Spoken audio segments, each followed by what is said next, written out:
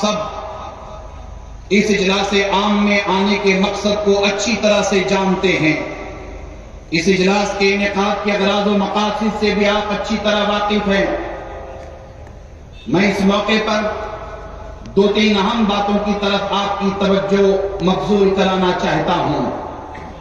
عالم اسلام اس وقت بڑے خطرناک حالات سے گزر رہا ہے. اہل فلسطین، اہل غزہ، اہل لبنان قبلہ اول کی آزادی لڑائی لڑ رہے ہیں.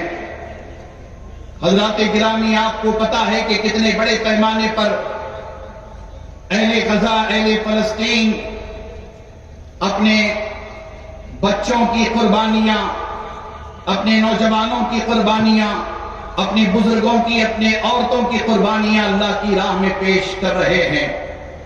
اب تک ہزاروں کی تعداد میں فرزندان توحید شہید ہو گئے.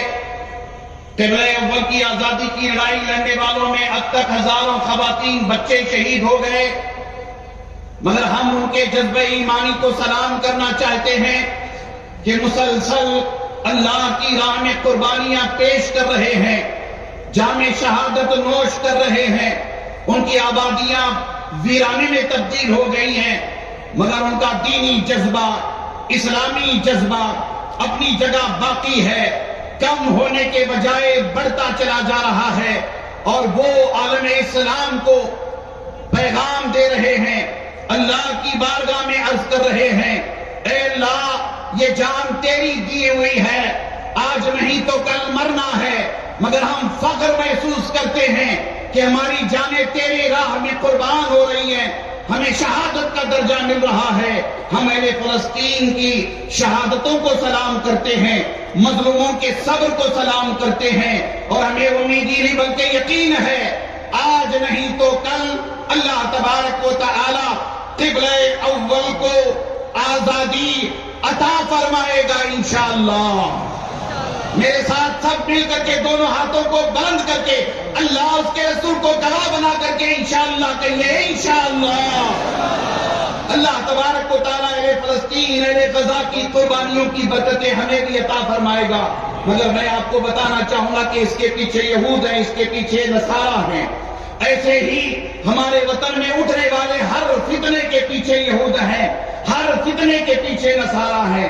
تفصیلی طور پر گفتگو کا وقت نہیں ہے، مگر میں آپ کو بتاتا چلوں تحفظ شریعت کے حوالے سے، تحفظ اوقاف کے حوالے سے آج گفتگو کی ضرورت اس لیے پڑ رہی ہے کہ ہمارے شریعت کے قوانین میں مداخلت کی جا رہی ہے، اوقاف کے قوانین میں مداخلت کی جا رہی ہے. ہم حکومت وقت کو بتانا چاہتے ہیں کہ ہندوستان کا مسلمان سب کچھ برداشت کر سکتا ہے، مگر اللہ اور اس کے رسول کے بنائے ہوئے شریعت کے قانون میں مداخلت برداشت نہیں کر سکتا. قرآن کے بنائے ہوئے قانون میں مداخلت نہیں کر سکتا، اللہ کے رسول کی سنت کے بنائے ہوئے قانون میں مداخلت نہیں کر سکتا، برداشت نہیں کر سکتا. حضرات گرامی، کسی نے بڑی پیاری بات کہی ہے قول محمد، قول خدا، فرمان نہ بدلا جائے گا، بدلے گا زمانہ لاکھ مگر قرآن نہ بدلا جائے گا. بدلے گا زمانہ لاکھ مگر قرآن نہ بدلا جائے گا. اور ایسے ہی ہم حکومت وقت کو یہ بھی بتانا چاہتے ہیں کہ ہم ہندوستان جیسے جمہوری ملک میں ایک دستور کے ماننے والے، دستور کے دائرے میں زندگی بندگی کے خطوط کو تعین کرنے والے بابا صاحب امبیڈکر نے بڑی محنت کر کے تمام مذاہب کے رہنماؤں کی رہنمائی کے ساتھ ہمارے دیش کا سنویدھان بنایا، ہمارے دیش کا کانسٹیٹیوشن بنایا، ہمارے دیش کا دستور بنایا. ہم اس ہندوستان کے عظیم سپوت ڈاکٹر بابا صاحب امبیڈکر کی محنتوں کو سلام کرتے ہیں، ان کے بنائے ہوئے دستور کو سلام کرتے ہیں، اور ہم فخر کرتے ہیں کہ ہم ہندوستانی ہیں. بولیے فخر کرتے ہیں نا؟ ہم فخر کرتے ہیں کہ ہم ہندوستانی ہیں.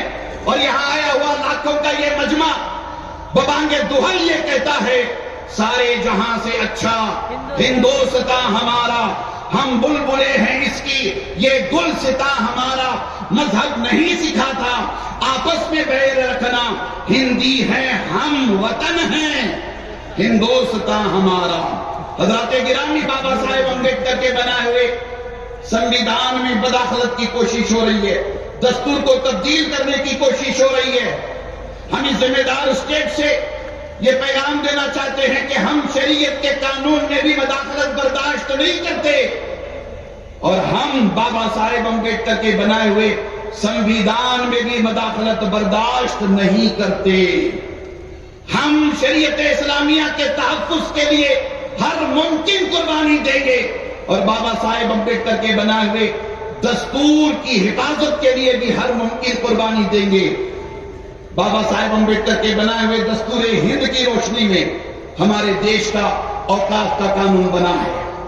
وقف ایکٹ یہ اسٹیٹ کا ایکٹ نہیں ہے، یہ سینٹرل ایکٹ ہے، اور سینٹرل ایکٹ یہ میرا یا مفتی افتخار قاسمی صاحب کا یا حضرت امیر شریعت کا یا مولانا مقصود عمران کا بنایا ہوا قانون نہیں ہے، یہ قانون بابا صاحب امبیڈکر کا بنایا ہوا قانون ہے، ہمارے دیش کے سنویدھان میں ہے، ہمارے دیش کے کانسٹیٹیوشن میں ہے۔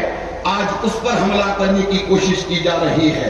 آل انڈیا مسلم پرسنل لا بورڈ تحفظ شریعت کے لیے بھی اور تحفظ اوقاف کے لیے بھی جد و جہد کرتا رہا ہے، کر رہا ہے، اور انشاءاللہ آل انڈیا مسلم پرسنل لا بورڈ کی جانب سے اس وقت تک یہ کوشش ہوتی رہے گی، یہ تحریک چلائی جاتی رہے گی جب تک کہ یہ وقت ترمیمی بل، وقت ترمیمی قانون حکومت واپس نہ لے لے۔ ہم سب مل کر کے انشاءاللہ آل انڈیا مسلم پرسنل لا بورڈ کی طاقت بنیں گے انشاءاللہ۔ آل انڈیا مسلم پرسنل لا بورڈ کی آواز پہ لبیک کہیں گے انشاءاللہ۔ اور میں اہل بنگلور، اہل کرناٹک کی شان و عظمت کو سلام کرتا ہوں۔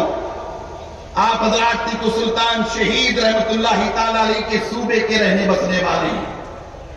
ٹیپو سلطان کٹ تو سکتا ہے مگر جھک نہیں سکتا، اور ٹیپو سلطان کے صوبے میں رہنے والے، ٹیپو سلطان کے ملک میں رہنے والے کٹ تو سکتے ہیں مگر جھک نہیں سکتے۔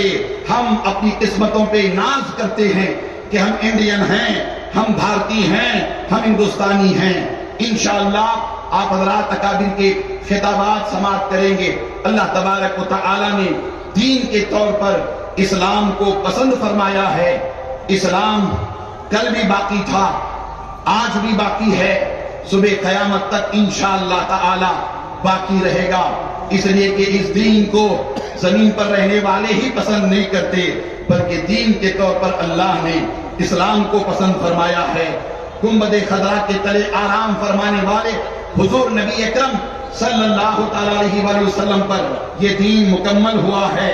مٹانے والے مٹ جائیں گے، انشاءاللہ اسلام کا جھنڈا صبح قیامت تک لہراتا رہے گا۔ سب مل کر میرے ساتھ کہیں انشاءاللہ، انشاءاللہ، انشاءاللہ۔ ہمارا آپ کا انشاءاللہ باب اجابت تک پہنچے گا، اور اللہ کی مدد و نصرت آئے گی۔ اللہ اکبر، اللہ کی مدد و نصرت آئے گی، اللہ کی مدد و نصرت آئے گی انشاءاللہ۔ وآخر الدعوانا ان الحمدللہ۔